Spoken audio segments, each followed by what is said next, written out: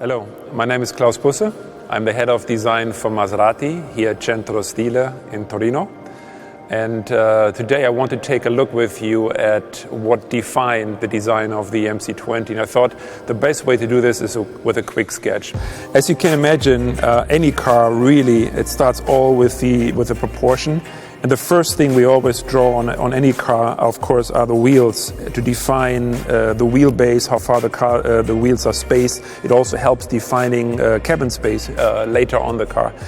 But then what is extremely important is what we call the Y0 line, which is the center line of the car. We call it zero because, or Y0 because the Y helps us define the part of the grid in the three coordinates, Z becoming the height and Y becoming the width. And this line is absolutely important, not only to define the space of the car, or the cabin I should say, and the engine compartment, but it's super important for the aerodynamic because up here is where we have the apex of that line, and here's where we have the maximum roof height also for the cabin space for the passenger and the driver.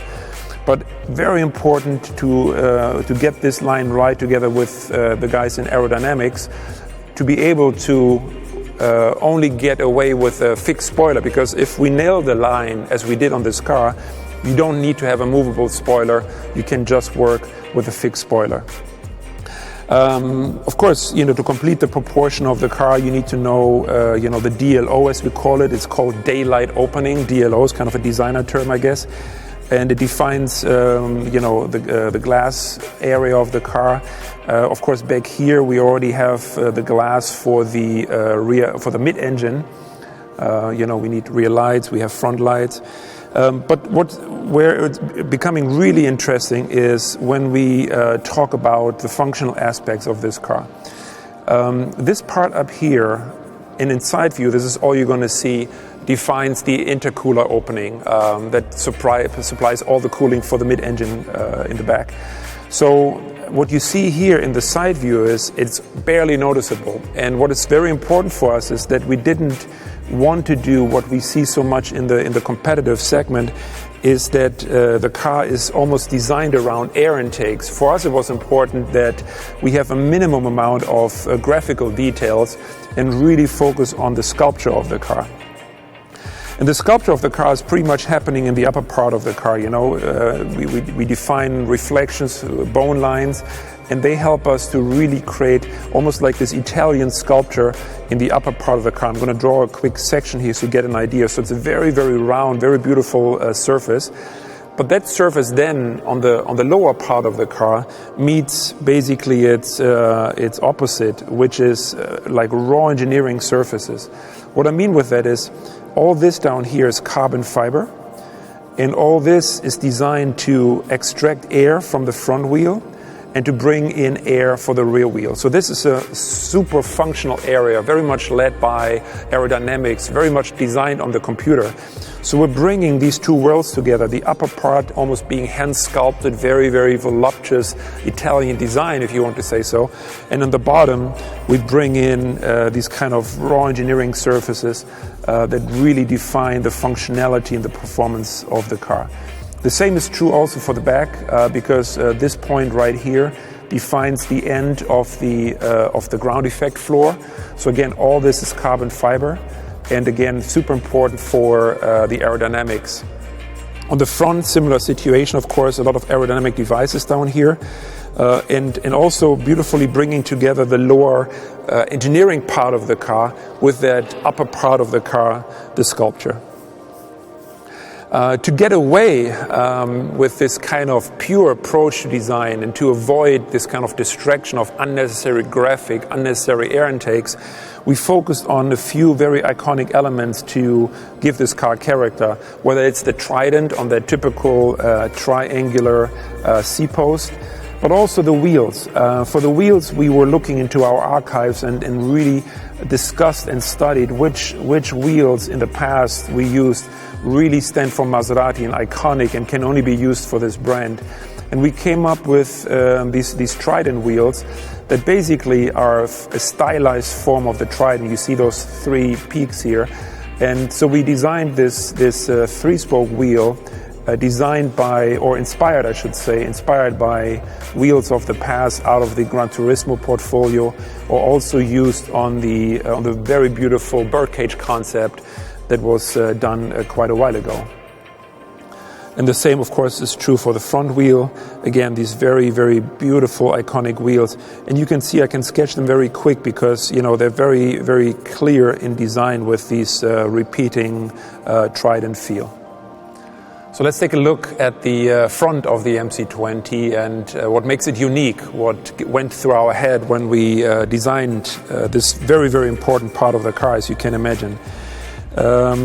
To no surprise, you find what would be called a grille in the front part of the car. I prefer the term frame because it really is there to frame what I think is one of the most iconic elements in the automotive industry, which is the trident, the Tridente, the Maserati Tridente. And so the frame is really helping us to create attention around this very important icon for us. The overall proportion, of course, are very much driven by the fact that we have a super sports car, so very low. The car is just a touch over 120 tall. That allows us to get a really nice cabin space. But I want to highlight a quick thing here on the front because, like the side, it's all about reducing noise, avoiding distraction. Because all I want you to take away is the beautiful proportion of the car and the Maserati Tridente and this frame. So what you see here on the, as soon as you go outboard of the Trident, of course we have big air intakes for those massive intercoolers that help cooling down the system. But other than that, we keep it very, very calm. Also, the car itself, the body of the car is following that recipe that we spoke about on the side of the car, meaning that the upper part of the car, I'm going to draw a section through here, is a very, very clean hand-sculpted area. And then the lower part, you again have this very, very raw engineering surfaces, exposing this beautiful carbon fiber that you then see connecting with the carbon fiber part of the side of the vehicle, and then also eventually on the rear. Now, this section that I was just drawing here is basically driven by a very simple fact. We needed to get air out of the grill compartment to help with the flow of the intercooler. So what we did is we scooped out these elements here, and they're creating this really cool element that then helps flow into the body of the car. But really keeping it to a minimum in terms of adding openings to the car, really only what was the minimum required. But it does add some interesting shape to the hood. It also then connects us with the wheel arches.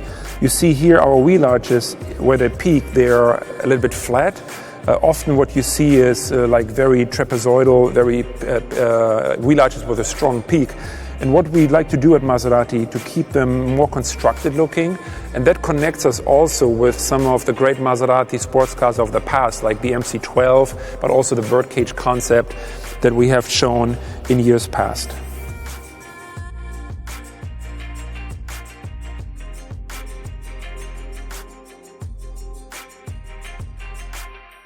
So let's take a look at the rear end of the car, the car you probably see, the part of the car you probably see most when you're in traffic.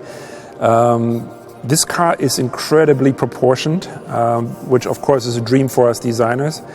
It is about 2 meters wide, 195 to be precise, without mirrors. So with the mirrors it actually goes beyond 2 meters. And that allows us to create this beautiful stance, this dramatic proportion on the road. But to further emphasize it, we actually used the rear lights and made them super slim using really state-of-the-art technology. And using this graphic element further enhances the width of the car on the road. So you're physically wide already, but on top of that, you get the graphic impact of the lights to really create this amazing stance of the car.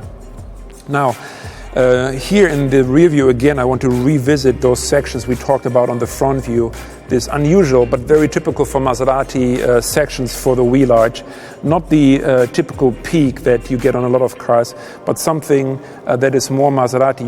You know this section probably already from the MC12, the spiritual predecessor of this car, but also from the birdcage concept. As you can imagine, the rear is all about the business part of the car. So here we are taking that veil, that cloth, the upper part of the car, which is this kind of beautiful sculpted part. We lift it even further and really expose the business part of the car. This down here is all about engineering performance, whether it is dramatic cooling elements, whether it is those massive exhaust pipes.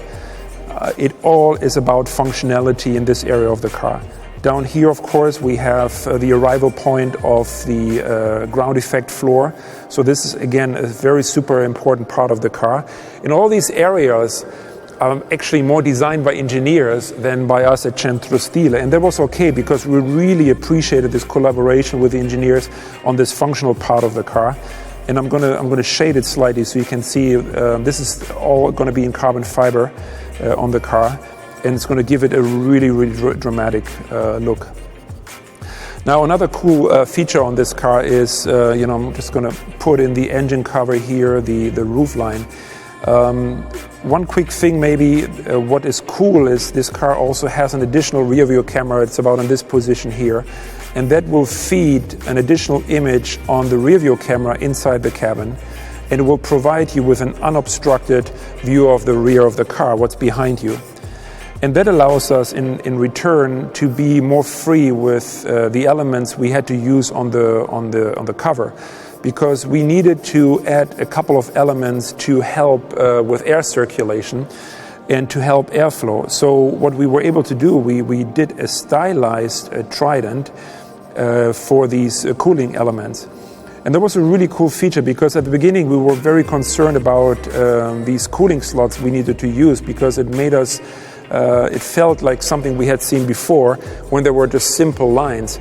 But then the breakthrough really came when we realized the idea that we can do a stylized trident using these slots. So it's a really abstract way to introduce the Maserati trident on the rear of the car. And as a matter of fact, there's no additional trident on the rear of the car, just the very familiar Maserati script on the edge of the car.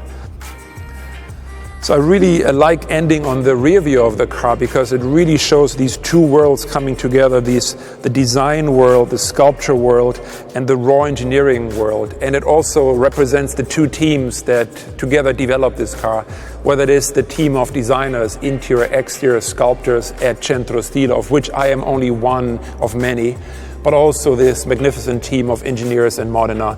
And together we were able to create the MC20 in perfect respect and in a perfect symbiosis.